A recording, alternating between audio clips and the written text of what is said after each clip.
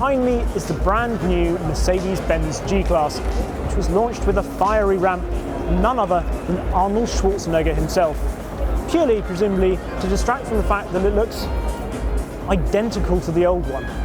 I actually like the fact that it looks very much like the old car, and underneath it, it's a blend of, well, old and new together, so trying to keep the character of the old car and the capability of it, whilst also bringing it up to date and making it more comfortable to drive on the road.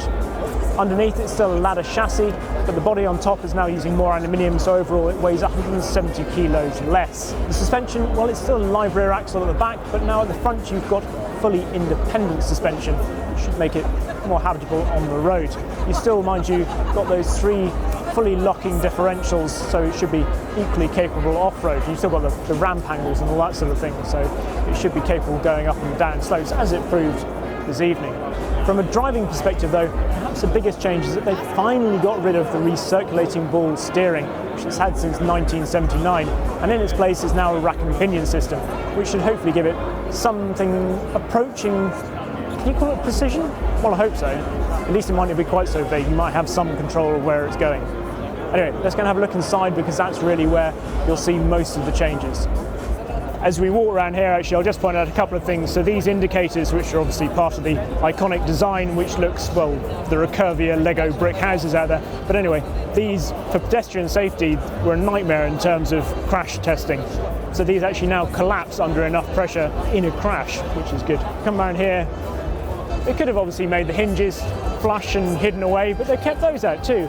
And one of the handful of parts that they've actually carried over is the door handle. So you still got that G-Class feel when you open it. Wading depth is up to 700 millimeters as well, which is about 30 inches. This is the G500, so it's the non-AMG version of that 4-litre hot V V8. Anyway, let's have a look inside. So this is the first time I've actually sat in this car, and it is a big change. I mean, we've got these lovely vents down here, which look very splendid, and obviously the huge double screen across here. It's worth pointing out that actually this is an optional extra, and as standard you'll get analog dials here with another screen here. One other point I like, the grab handle, which has always been there. Apparently that was another thing that they really wanted to keep. It was a pain, because to get that to work with an airbag is very difficult, but they've tried hard to keep the whole ethos and the feel of the G-Class in this new G-Class. So there we are, that is the new G-Wagon. Everything changes and everything stays the same.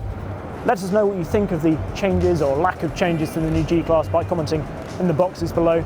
Stay tuned to Roadshow for more news from the Detroit Auto Show, and of course don't forget to like and subscribe to the channel.